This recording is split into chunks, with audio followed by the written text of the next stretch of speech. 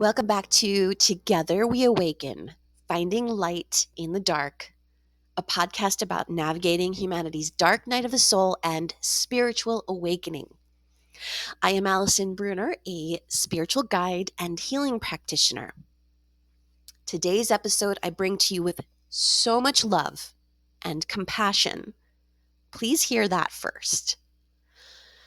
Because God, Spirit, Divine Intelligence wants to gift you with empowerment like you have never known. But when you receive this gift, it can be like receiving a 12-pack of underwear or socks for Christmas when you wanted a bike or a computer. I'm holding much love and compassion for you in this episode because what I talk about today is of huge importance for navigating spiritual transformation with more grace and ease, but it's probably going to be your least favorite lesson on the journey or your least favorite gift, like underwear and socks. In fact, these socks and underwear aren't even the nice kind. They're like argyle, polyester, granny panties. you you may resent me for this gift if you're not ready to hear it, but that's okay. Store it with the other gifts you aren't ready to use. Just don't give this one to the Goodwill. You're going to need it later on. This was my least favorite thing to learn in my work with my teacher, with my shamanic guide. But she too delivered the lesson with much love and patience. And I appreciated that because this one's a challenge. This one, well, this is episode 3. We're talking about, the title is From Victimhood to Empowerment. See the villains in your life as unpaid spiritual teachers. So, you know those people, the ones who make your blood boil, the boss who bullies you, the ex who deceived you, the parent who belittles you, and the politician who inspires you to get on Etsy and look for voodoo dolls. What if I told you that they weren't sent to planet Earth to make your life miserable? At least not intentionally. But they're actually spiritual teachers in disguise. And not even the fun kind who, dabble in crystals and chakras, but they're more like funhouse goblins. And it's their job to collect your overpriced carnival ticket and make you scream. We spend so much time thinking, why is this happening to me? Especially now, these days, right? We have good reason to. How could they do this to me, to others? But what if everything is actually happening to help you to see something within yourself, to heal something, or to take important action? What if the people who trigger us the most are showing us what we need to heal and transform? I told you this would be a challenge. Hang in there with me, okay? This is not spiritual blaming. I know there are people out there that say when something bad happens to you, like you get in a car crash, it's your fault, you attracted it. That's not what this is about. This is not that. And I'm not so sure that I believe any of that. But let's get into it, because if life is a school, we often call it Earth School, some of our best lessons come from the most annoying teachers. So I'll share a story with you. Once upon a time, I listened to the news every single day, especially Monday through Thursday after I got home from work. It helped me to feel smart and righteous and indignant, and it got the fire in my belly roaring. I thought I was making a difference, picking my side and pointing fingers at the other. After I had just moved into a new apartment in Philadelphia, a friend was coming over to take me out for Taco Tuesday. And he wasn't sure which door in this big, old, historic building was mine. So he text messaged me asking. And before I could respond, I heard a knock at my door. It was him. And I asked him, how did you find me? He said, I heard the angry yelling people. He was referring to the news anchors on my television and their guests. I grabbed my remote control and I shut off the TV to leave. And it was the first time that I really noticed the sharp contrast from rage to silence. And that week, I got rid of cable TV. I started blogging. I started reading more and crafting jewelry. And I noticed that I became less angry, more peaceful, less judgmental, and more tolerant. It's not that I didn't care about people and the issues that once enraged me anymore, but instead of blaming whomever for causing strife, I became peace. Instead of blaming whomever for cruelty, I became kinder. Without the news pundits telling me every day all of the reasons I was a victim and others were villains, I stopped seeing myself as a victim. And I started focusing on creating the kind of world that I wanted to see. I became the empowered solution. And in all the ways that I still felt victimized, I started doing my inner work to heal those wounds. It took time. I used to believe that the system was stacked against me. And in honesty, it was. From the federal to the state to the very corrupt local. I blamed all of it for all of my problems. I was so identified with my powerlessness that sometimes I lay flat in my bed thinking, why even bother? I wasn't in fight or flight. I was in total freeze. And I'd stay still and not move sometimes for days, just wanting to die.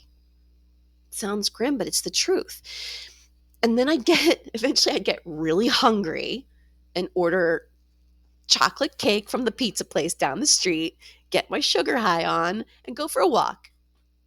And that usually cleared things up just enough for me to get back on the riding horse of life. Years later, though, I realized that some people, this might be challenging to hear. Some people agreed at a soul level to come here and be my triggers and thus my mirrors. I'll get back to that example in a second, but first, let's try something together, okay? This is profound because we learn best by doing. So let's do this together and gift yourself with even more personal power, okay?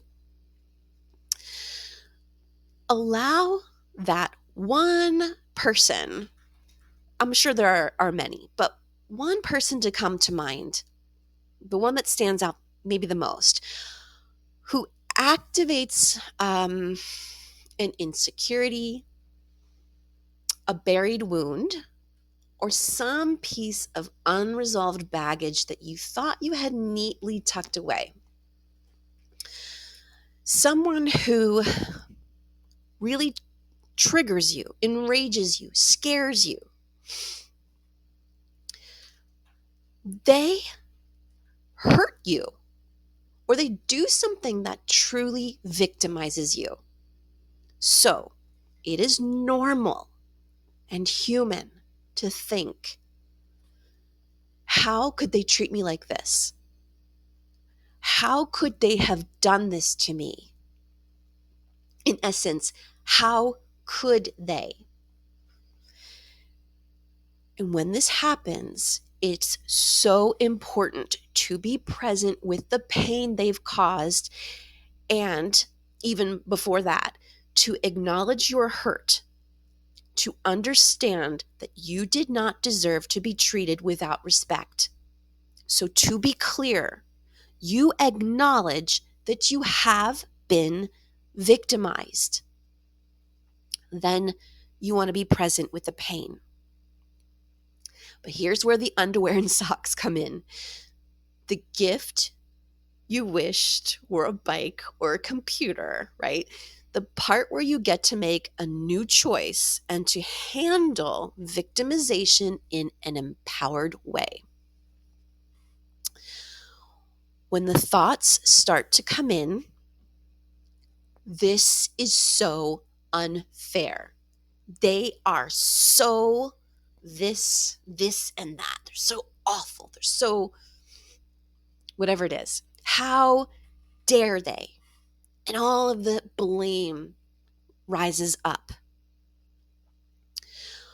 I want to invite you to bring the thoughts into your heart and hold them like an upset child. Give them love. You don't want to follow the upset child or the thoughts. You want to be present with them until they quiet and calm. So remember, you acknowledge their hurt. Acknowledge the anger and be with the emotions. The blaming and the finger pointing at your perpetrator is this clever way that your mind has come up with to harden your heart, harden your whole body, in fact, to protect you from feeling pain. My cat is on a treadmill right now, making a lot of noise. I hope that it's not distracting, but thank your mind. It was just trying to help you. I'm laughing because I'm thinking I could blame my cat right now, but I love you. Anyway, thank the blame. Thank the thoughts. And then tell the blame, I've got this. While I may have been victimized, I am not a victim. I don't identify as a victim. I am empowered. And this situation really stinks, but it's pushing me into more self-empowerment. I am choosing self-empowerment. So this is the hard part, okay? This is the part we all want to run away from. This is the part we're protecting ourselves, and the blame gives us the ability to not do the important piece, right? Which is to feel the emotions that need to be felt. So give yourself 15 minutes to feel it, whatever the emotion is: rage, fear, hurt, sadness, confusion even. Find the emotion in your body and breathe into it if you can. If you want to pause this video to do that, go right ahead. Normally, the emotions run their course within 15 minutes. Within a 15-minute window, you'll notice that you move to the other side of the emotion and you're freed of it. By feeling it, you free it. But if it doesn't, which is rare, but it happens, it just means you might need to go through another wave of emotion. Here's the trick, okay? As you're feeling the emotion, You don't want to indulge it with more of the story because that's going to keep you caught in a loop.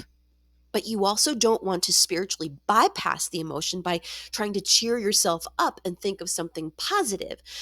You are not unspiritual if you allow yourself to feel lower feelings or negative feelings. I don't know where that idea came from. I kind of have there were people in the 90s that came out with these books. I won't name names, but it was like this new age movement that made people repress their emotions lest they feel like they're not spiritually good enough. That is all hogwash. Let it go. Feeling feelings is human, and we need to do it, or we end up making ourselves sick by repressing them. Okay? So we don't want to get caught in the emotion. We don't indulge it and we don't bypass it. We give it 15 minutes. We feel it. And as we're feeling it, we feel compassion for ourselves as we feel it. And we observe ourselves feeling it. So we're not identified with it. Just breathe into where you feel it in your body. So if you need to take 15 minutes to pause the video and do that, go ahead.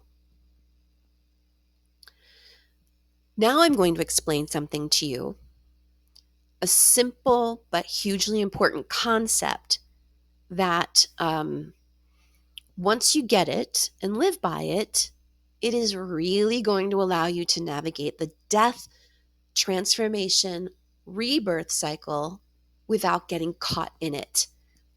This one really facilitates a faster track to awakening. Some of you may have heard of the drama triangle. I was taught it with different terminology, which is the triangle of disempowerment. I know that one a little better, so I'll refer to it as the triangle of disempowerment. So the people who trigger us the most are often holding up a giant spiritual mirror, asking us to face something that we've been avoiding. Let's go back to my example of the system being to blame for all of my problems. When I was younger, for me, this was about all of the times as a child that I had felt powerless, unsupported, treated unjustly or without respect, used, hopeless, unstable. I lived through a lot of chaos in situations that were kind of like domestic war zones. I also experienced abuse in Catholic school. Just abuse even on a mental level in Catholic church. So everything out there was showing me what in here I needed to heal. The emotions that I carried in my body all of my life that I needed to face, to feel, and thus free. I realized that every time I labeled someone a villain in my life, I was actually handing them my power, letting their behavior dictate how I felt, how I saw myself, and how I moved forward or didn't move at all. But what if I could take that power back? Was the question posed to me by my teacher years ago.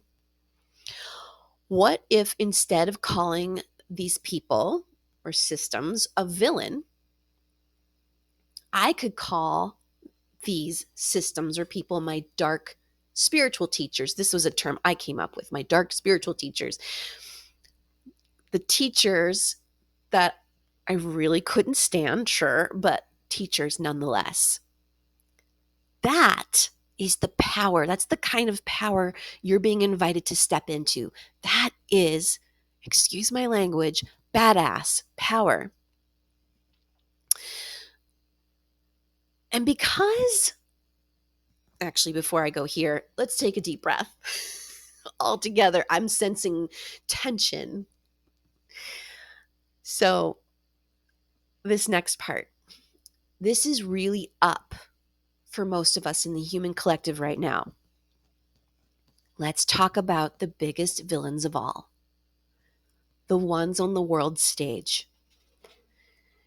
You don't need me to name them, right? You already know who I mean. And it might be actually somebody different for each of you, but every era has its leaders, its power figures, its cultural forces that send people into collective outrage.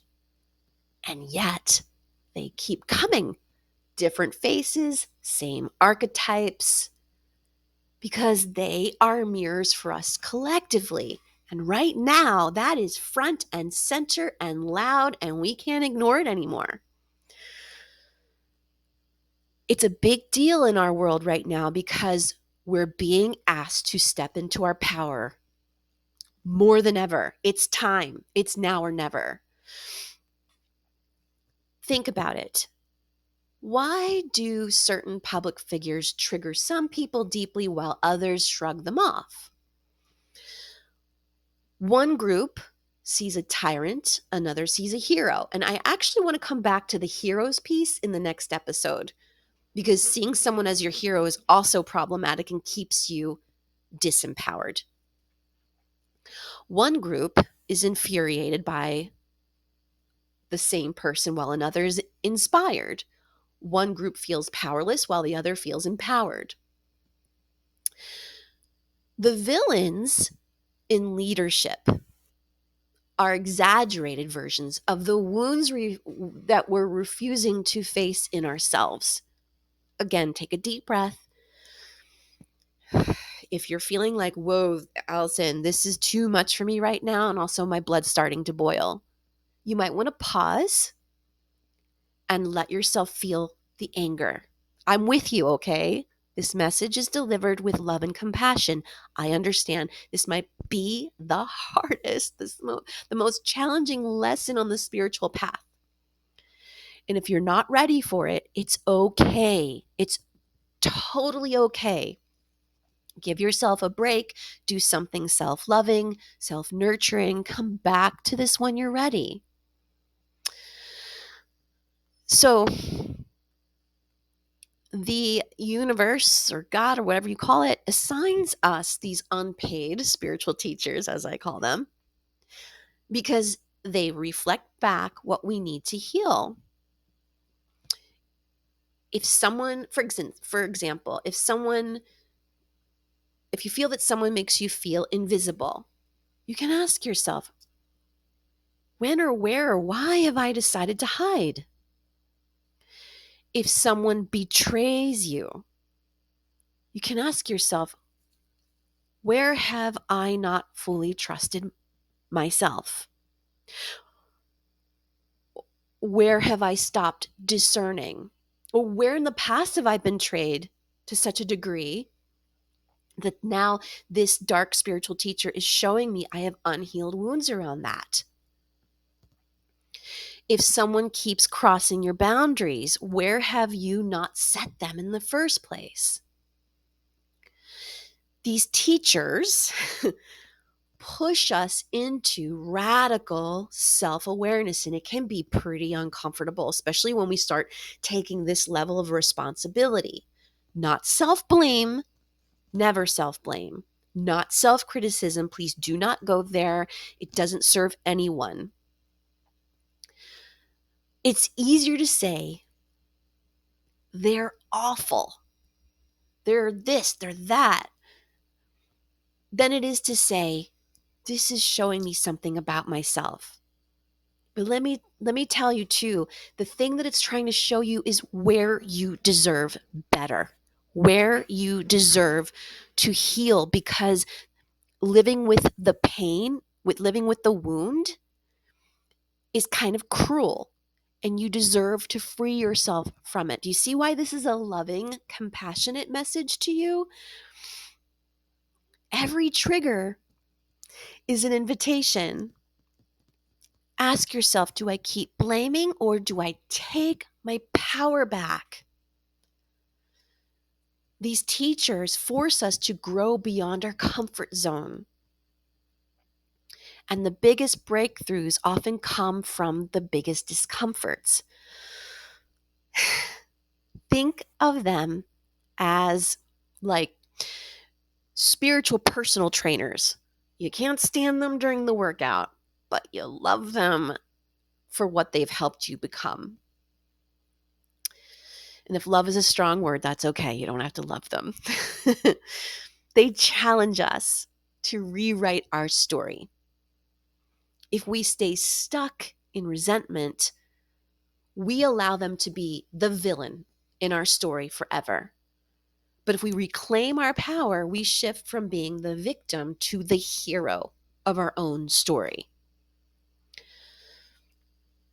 So, what do we do? How do we move from they're ruining my life to, wow, thank you for that weirdly effective spiritual lesson?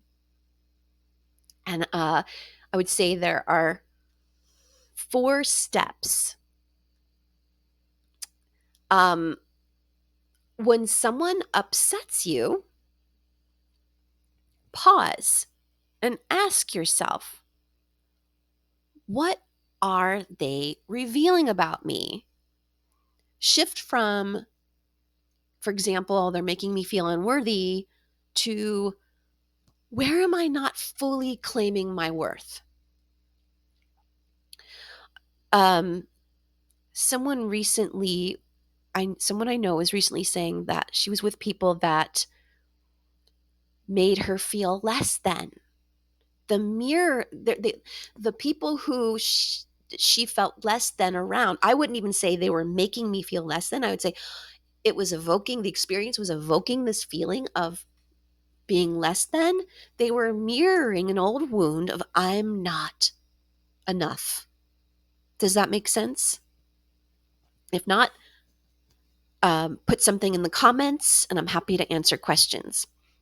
Step 2, release blame and take back your power.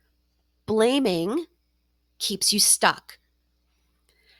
Forgiveness, however, is not about excusing anyone's behavior. It's about freeing yourself from carrying their weight. Think of it this way. They may have handed you pain, so to speak, but you don't have to keep holding it. You can, step 3, reframe the narrative. Instead of, why is this happening to me? You want to ask, what is this teaching me? What am I meant to learn? Or what is this inviting me to heal so I can be free of it? Because I'm worthy of feeling better, of being empowered. So instead of, I hate them, which it's okay, hate them for a while. If you need to feel that, go ahead and feel it. Then you want to shift it to, they're showing me what I no longer tolerate. So you're rewriting your story from powerlessness to empowerment. And the last step, set your boundaries and level up. Lessons do not mean that you have to keep these people in your life. You can be grateful for the growth while also saying, thank you for the lesson, and now please exit stage left. Blessings on your journey. Boundaries are the way that you tell the universe, message receive. I've learned, I've grown, and I'm not going to repeat this lesson. If, however, you find yourself back on the triangle of disempowerment, which actually I didn't even go into, if you find yourself back into victimization or victim identity, it's okay. It's going to happen over and over and over again. And you're going to get better and better and better at recognizing it and then stepping off of the triangle of disempowerment. Let me explain the triangle of disempowerment. So triangle has 3 sides. The triangle of disempowerment has 3 archetypes. And the archetypes are perpetrator, victim, and rescuer. And we're going to talk about rescuer in the next episode. This is the one where we're focusing on the villain or the perpetrator and the victim. And this is about stepping out of victimhood. Also, it might be helpful to see it this way. When you're in the place of victim and you've been victimized over and over, guess what happens? You become a perpetrator because you can only take so much. And if you're not healing the place where you've been hurt and you're not setting boundaries and you're not stepping off that triangle, you just move to another part of the triangle because, like I said, you can only take so much. And so you become a perpetrator either to your perpetrator or to somebody else because that energy has to go somewhere. When I was a little girl and I was victimized and I had no way to express that, no one to talk to about it, I didn't really even understand, I would take it out on my sister. I'd hit my sister or my cousin. So we see this in bullies in school. They become bullies because they've been victimized. Not in every circumstance, but in most. So there's a thank you and goodbye ritual I'm going to invite you to try. It's a ritual to reclaim your energy from the past villains in your life. So you're going to write a letter to someone who has triggered you, not to send it to them, just to get it out. You can type it, and I recommend handwriting it because the act of handwriting it, that somatic experience is going to move the energy in your body. But if there's a lot to write, go ahead and type it, but print it out. The other thing you can do is type it and then read it out loud and blow it into something you can burn. So if you don't want to print out the paper, if you're like me and you don't want to use the paper and you want to conserve, I get it. I'm the same way.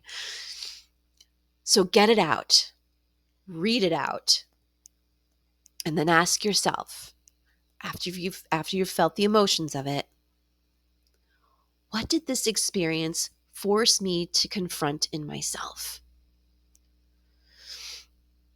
For example, they made me feel unseen.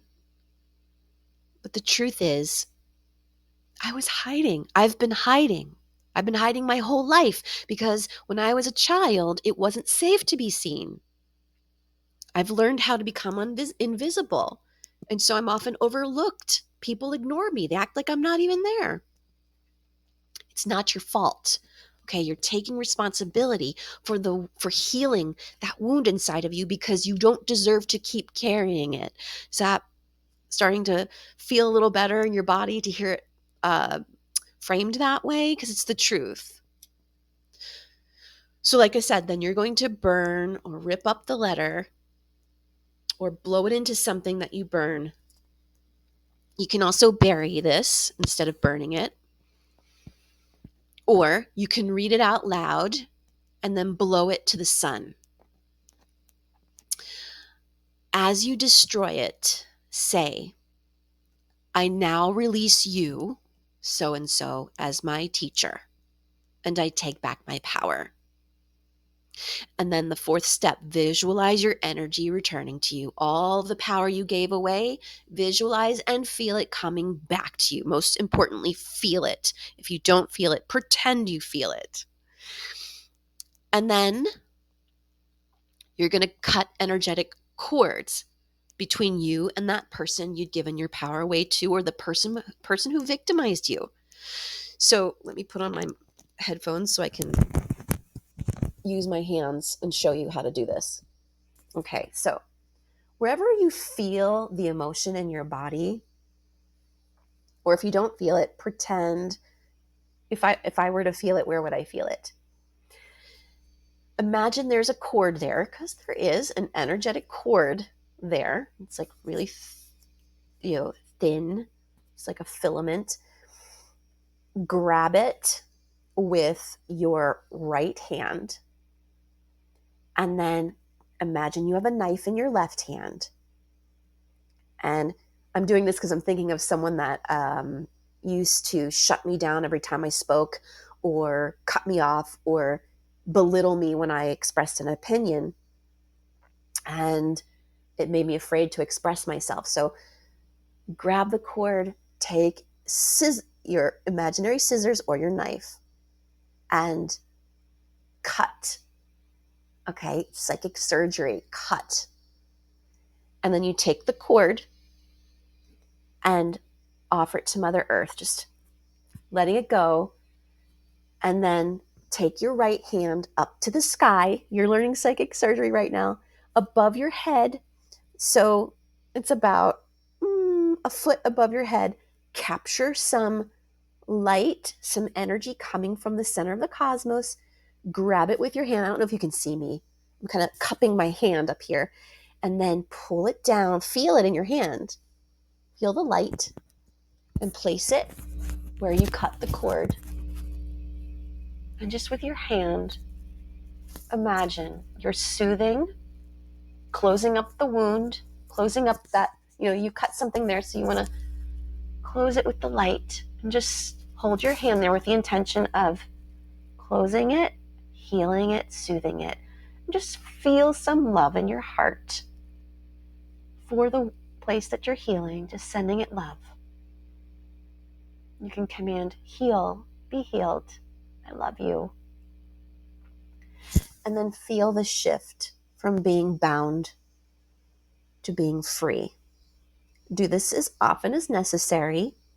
If you notice that you keep being triggered, there's more to do in what I call your shadow, in your subconscious. There's a place where you're still hooked. There are lots of people in this world that do shadow work. Please feel free to reach out to me at AllisonBruner.com and I will help you. It takes no more typically than 2 sessions to free yourself of one individual. I can do soul retrieval. I can do inner parts work. I can assign you rituals. I have all sorts of tools in my tool bag, but please know that this is about your evolution. And sometimes the best catalyst for growth and evolution comes in the form of people that we wish we'd never met. So drop in the comments whether you have encountered, I know you have, we all have, an unpaid spiritual teacher. Tell me your story if you want to in the comments. Let's create community around this. And I'll see you in the next episode when we talk about rescuers or saviors. Till then, take really, really good care. Only a master ever attempts to do this work. So a deep nod to you.